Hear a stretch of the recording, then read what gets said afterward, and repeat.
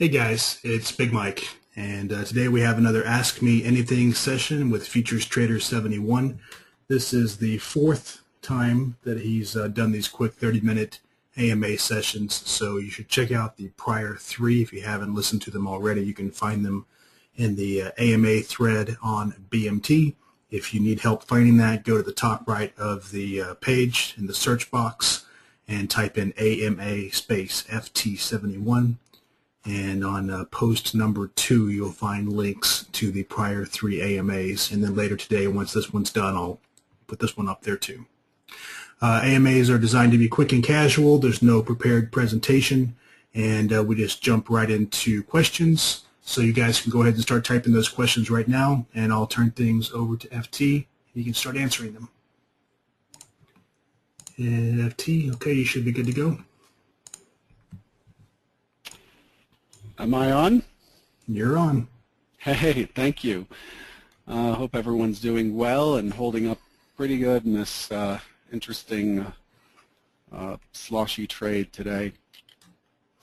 Let me start off by saying that trading futures carries substantial risk and is not suitable for all investors. Past performance is not indicative of future results. And, you know, do your homework before you trade anyone's ideas. All right. So guys, go ahead and start typing those questions right now. There's a few up here already. Kyle asks, how long have you been trading futures, and how often do you reevaluate your trading process? I've been trading futures now going on, so yeah, I've completed 12 years now, going on 13 years. My trading, however, has always been in a professional environment. How does that make it different? It's a more focused, concentrated. It's kind of like the difference between learning to drive as a casual weekend race car driver versus, you know, deciding to quit your job and just drive full time, you know. So there's a bit of an accelerated process in my education. How often do I reevaluate my trading process? All the time. All the time. The market represents human emotion in the form of price and volume. At its most basic form, that's what the market is. That's what we're trading. And so human emotions, news, geopolitical stuff, macroeconomics, and so forth change all the time. My edge changes all the time as well, and so I'm constantly evaluating things. And I do so through just the standard methods of looking at, you know, basic journaling type stuff, but also I'm in the process of fully developing a product that we have called the Trade Analyzer to make it historical, and that way you can look at, you know, a period of time or over a long span of time what your actual performance numbers are, including things like, you know, time of day, profitability, and things like that. But I study those things all the time. I have a massive spreadsheet of trades. Okay. Rex asks, if you got long on the ES about 82 this morning, what area were you leaning on? I actually didn't. My hypothesis for this morning was chop on the open, which we got, and then the 83.75, and anybody who follows me on Twitter at FuturesTrader71 would have read that before the open. 83.71 was the expected area to test today based on yesterday's trading, and it got that done fairly early. The low it put in at 81.25 to me was looked like a weak low. So the idea is if it takes out 83.75 this morning and stays below it, my anticipation was for a test of 79 before it finds potential support, and it didn't do that. Instead, it went to 81.25, then it went to 84.25, pulled back to 81.50 for a higher low, and then the president started to talk, and it just shot up really quickly. So to me, it's you know, it had this 9.5 point move without a pullback of 1.5 or more, so that's kind of unusual, but I really expected it to continue to gyrate down, so I didn't have a setup for long at 82. Okay. Amir wants to know, how did you scale into a trade? Okay. First of all, scaling in is is what I would consider to be a more advanced trade management strategy. To scale in, there's the line blurs for a lot of people between, am I scaling in or am I doubling down on a loser? So what happens is you have to kind of define very clearly what is what, so that you're not ending up having to be emotionally invested or stubborn about a trade, because as you scale in, the position gets bigger, you're more emotionally and financially invested in the position, making money, and therefore it's harder for you to see the market for what it is and to see the context is changing, that this position may be done with and should be closed for a loss, and a lot of people run into trouble. So I would not recommend scaling in without having a pretty well-defined plan for that. As far as where, how do I scale in? I look for confluence. If, for example, based on yesterday's profile, let me bring that into the screen here. If based on yesterday's profile, I see that there's an area of confluence, and then I get confluence with the composite, which is this profile, this black profile here. Let me thicken it up. This black profile, and there are multiple areas that make sense for me to say, for example, short. Then I will look to get short just ahead of the level, get short well into the level, and get short a little bit behind the level, and then what I would call campaign that position into getting a better theoretical average by scalping around the position. I started my career as a scalper. And so I scalp around the position to bank some profits, hopefully, and not losses, in order to improve my overall average of the position and get it, if I'm short, I'm looking for that average to move up the screen and away from my current position, and that's how I scale in. And generally, I scale out at my first scale-in points and hold on to the core position at higher prices if I can, if I'm getting short. Again, that's a more advanced thing, and we can talk about it some other time. I certainly wouldn't recommend it without you already having a detailed plan for it. Chuck has two questions. He wants to know what time frames you're trading, what time frame charts you're trading on the euro, as well as what session times you're trading on the euro. Okay, so for the euro, I'll show you my charts. The euro, I'm using a 1 minute. If I'm not using a 1 minute, I'm using a 300 volume when things are moving a little bit faster.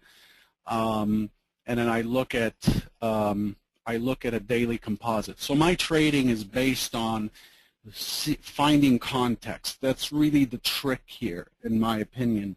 If you can keep a pulse on context, in other words, what is the market? What has it done? What is it trying to do? How good of a job is it doing? Who's got a better grip on the auction in process? That's context. And so I look at the overall picture as you see it here through this composite, and these are just daily charts on the euro.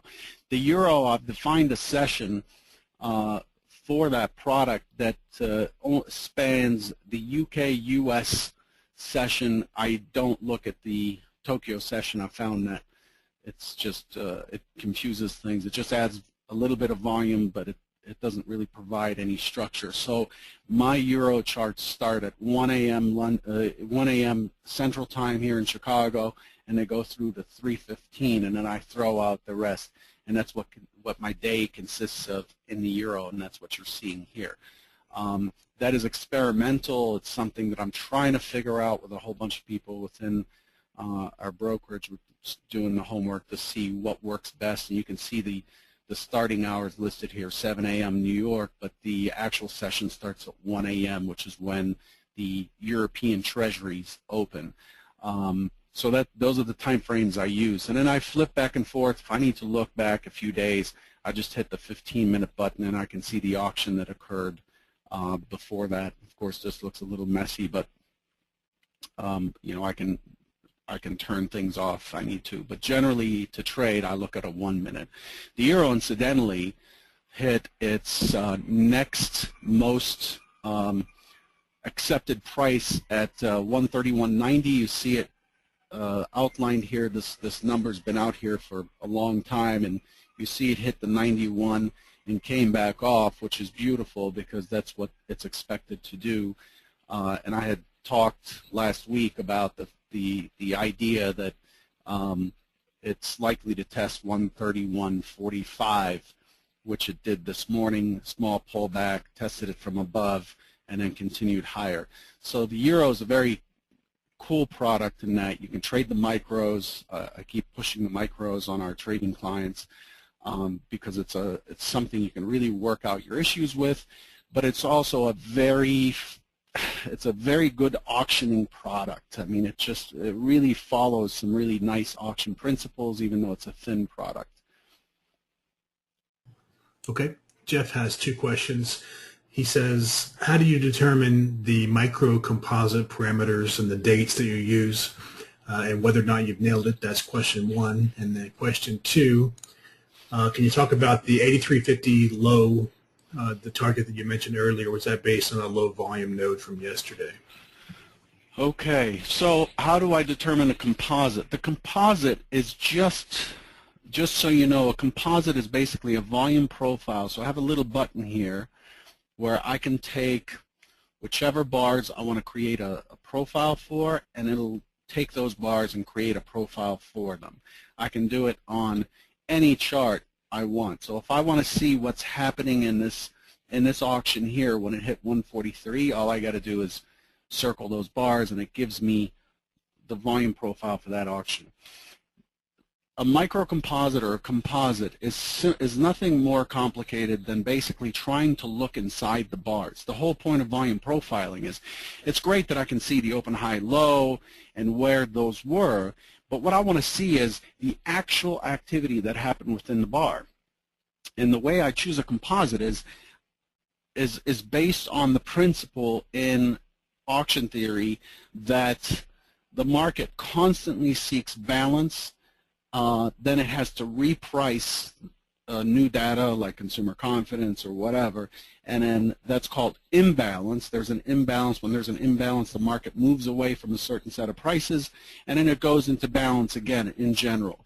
And so what I do is I try to find balance. So when I see that bars are overlapping, so we break higher, then we have an inside day, then we break higher, then we have a day that overlaps, overlap, overlap, overlap. Then I start to create a composite to see where is the most accepted price in this balancing area, because bars would not overlap unless there's balance. And so I create a composite. I don't include the current day because I'm referring to the prior composite to trade today. I create a composite, and then if the market decides to break out, let's say tomorrow we open and it just shoots up to 133.33, not tomorrow but Thursday on the ECB announcement. Well, that composite is done.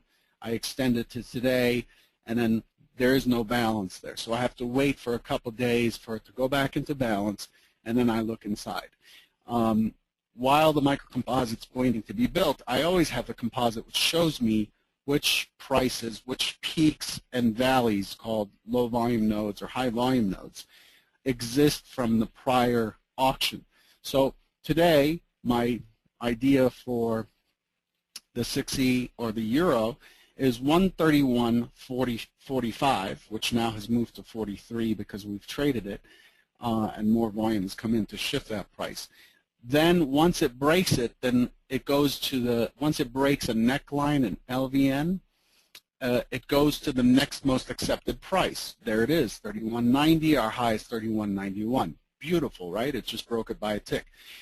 I expect, because there's so much balance here, so much volume here, I expect the market to chop around because this is a price that was previously accepted. So originally, on the first go, I expect some sort of rejection as people who are long come into the balance zone that they recall from the past and take profits, which causes this pullback potentially. I expect some chop. But I also expect a retest of 31.43 and then eventually a test of 132.20, and the auction goes on. If it fails from here, then guess what? I expect an auction back to 31.43. I expect it to break through, retest 31.43, and then go back to what is called the composite volume point of control, the composite VPOC, which has been at 130.91 for a long time, and that's the price we've been trading a lot. And you can see this is the most valuable price in the euro in this area, is 130.91. Okay. As far as yesterday's LVN, and I know these are long-winded answers. As far as the LVN for yesterday, why I expected it, it's really right in the chart. All I do is read the chart. I don't try to speculate or create things. I'm not in the business of creating trades. I'm in the business of reacting to what the market's giving me. Yesterday, it opened a two-way auction on the open. It tested lower towards 79, failed to do so, and then it rallied away with very little trading between this acceptance zone that was created yesterday and this area before it got to this high volume zone that we ended up at in the afternoon. So I always mark the first neckline or the first low volume node away from the accepted price, and that was 83.75. And since we opened in value, we opened right against yesterday's point of control and traded back and forth, any failure from here is likely to test the unfair price, which is 83.75, and that's how I come up with that hypothesis, which played out this morning. So my idea is look for chop. PMI is going to come out. It's going to revalue. Either it's going to go to 93, and then which is the 5-year high, and then 96, which is the next target up, or it's going to go to 83.75, and if it cannot find support there, then 79. Notice I don't say it will. I'm not saying that it should or needs to, but I'm following what the auction says, and I'm ready to react at 83.75. I'm ready to react to failure at 83.75 to 79. I'm just ready to find a spot and get in and watch the auction go to the next spot. Okay? Holy cow, there are a lot of questions. Yeah. JTA wants to know, how do you see or trade the manipulation from the Fed? I'm assuming he's talking about like QE3. I'm a firm believer in price tells all.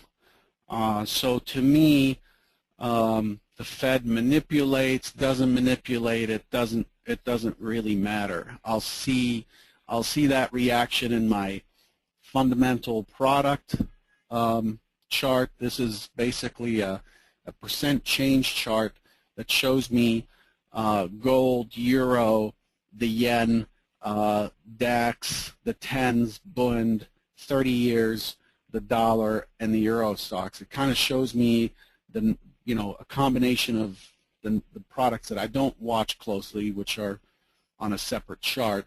I have a similar chart for the stuff affecting the U.S.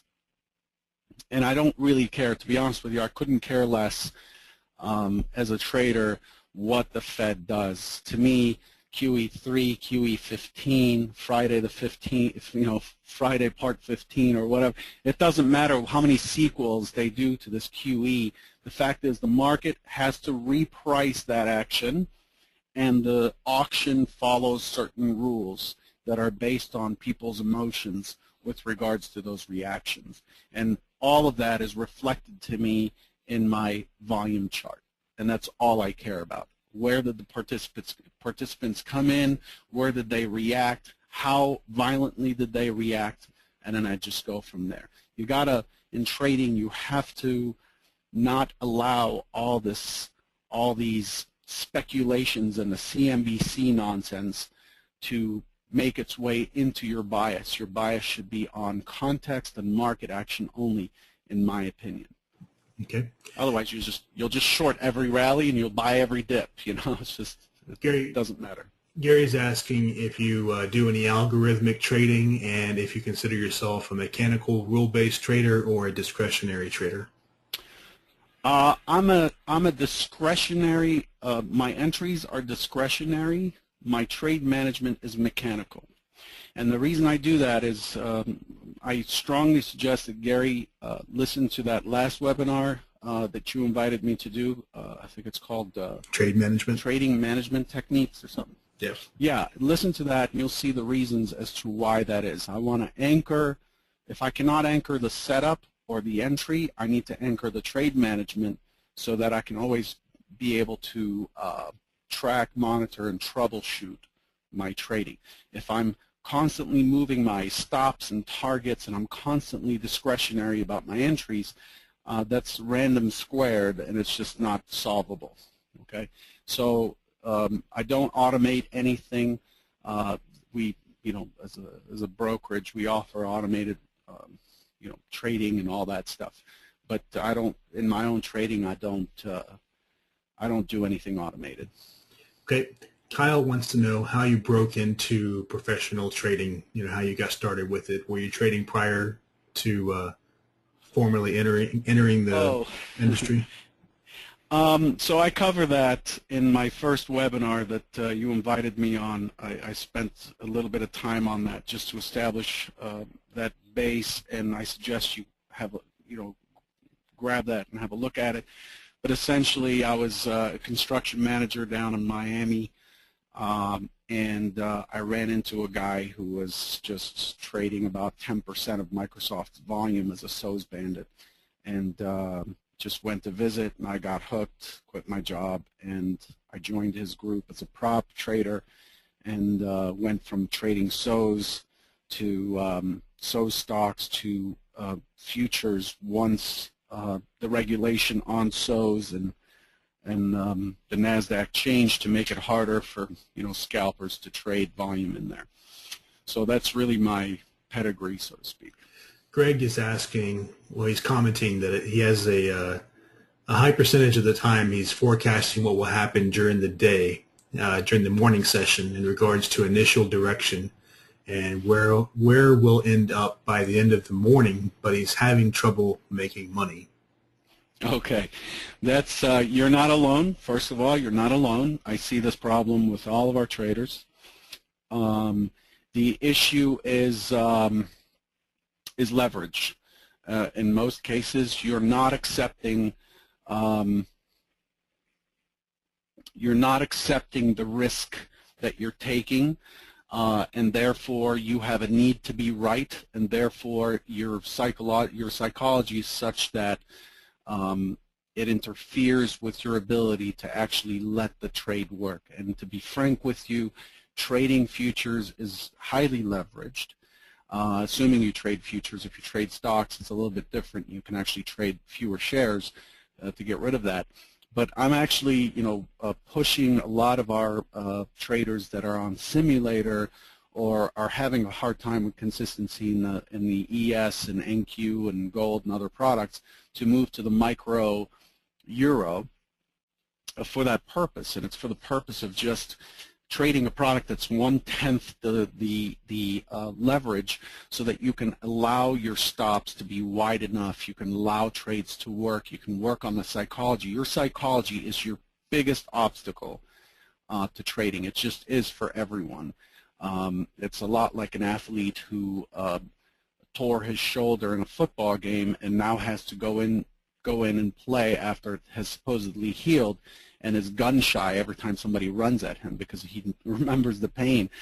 So it takes a while, and it takes some time and some exercises to build confidence, and I spend most of my time doing that with our traders. But you're dealing with risk, the fact that you will not accept risk, and the biggest obstacle, and these are all my opinions and guesses based on my experience, And the key element for you is to recognize that you don't know what's going to happen, that you have to have rules and you have to obey those rules, as good or as bad a trade looks.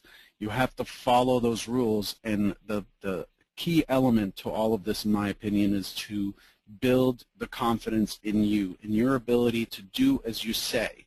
And as soon as you do as you say, you'll start to get empirical metrics or evidence of what works and what doesn't, and then you can adjust, try again, adjust, try again. And trading a product like the M6E, which we offer at a very great rate, doing so, you don't have to worry about the cost anymore. You don't have to worry about losing a lot of ticks because it's $1.25 a tick. And you can just watch things trade on a small account, and then once you have a plan and you have a confidence, you can then fund an account, a real account, and trade the full product when you're ready for that leverage, when you understand the risk. But your problem is very common. I want to piggyback onto that question. So you mentioned the importance of doing your own homework and trading your own plan. So what about everybody out there that wants a copy of your chart definition, duplicates all your screens, and tries to mimic your every trade, just because they view you as successful, so therefore they're trying to copy you? Any thoughts for those people? Okay, so that's a great question, Mike. That's exactly the reason why I don't post my trades. I will post a trade here and there in our chat room, but that's the reason why I don't post trades. I don't talk about setups. I don't really care about setups because they're really, really personal. They're really personal things. It's a lot like trying to become a doctor by cheating off of your classmate. It's not going to work when you're at the surgery table and not know how to handle someone's life in your hands because you cheated through school. You have to go through the process and the pain of creating that for yourself. It really is mandatory. So I don't talk about setups. I used to post trades on Twitter before I became a registered broker, and I stopped because I was warned by, that this could lead to issues at some point because people will just blindly follow trades. Yeah. Copying my chart definitions and so forth, I think it's fine. I think actually it's great because it gives you a core to work from, and then you can adjust and remove and add whatever you like. But you need to own it. It has to be yours. Yes, that's mandatory. LW is asking. At the end of the day, it's your trade. LW is asking if you can explain the profile term one-time framing. Okay, one-time framing is, if we're one-time framing up, it basically means that the auction is proceeding higher and higher on the lows. So if you look at these bars, they're all one-time framing. So you have a low, a higher low, a higher low. That's one-time framing. As soon as this low is broken tomorrow or this low is broken today, we are no longer one-time framing. Even though the high for today is lower than yesterday's high, it doesn't matter. We're still one-time framing because the lows are higher. And then the opposite for a one-time framing down. You have the baseline day, here's one-time framing, one-time framing, one-time framing. That's all it means. And you can look at that. This is done on a daily. So you can see the one-time framing continued here until this day. And in this day, the one-time framing ended. This day set into motion one-time framing upwards, and then since then, one-time frame, one-time frame. And you can look at that on a daily basis. Market profilers look at that on a half-hour basis, on TPOs. And it's just a quick indication as to what the auction is doing. So that's all it is. So if you look at today, we started one-time framing in D session. Then we went to E, F, G, and G looks like it's the one-time framing may be at risk here. And market profilers, as soon as this is broken lower, market profilers will say one-time framing up is done in the short term. So they start to get cautious about getting long. Okay, so I suggest you read markets, Mind Over Markets with Dalton to be able to kind of keep track of, understand the details of how that works. Mark wants to know, given all the different combinations of high and low volume nodes, intraday profiles, micro composites, long-term composites, he wants to know, how does he decide which levels are important? Okay, so the best analogy, and I know I'm over my time, I'll try to make this quick. It's a great question. The best analogy is when you use Google Maps. When you need to find River Forest, Illinois, you're not going to pull up a street map of New York. You're going to zoom out and look at the Midwest. Then you're going to find Illinois. Then you're going to zoom in a little bit towards Chicago. Then zoom in even more to River Forest. Then zoom into the street and the address you're looking for, right? That's what you have to do. That's what those time frames are about.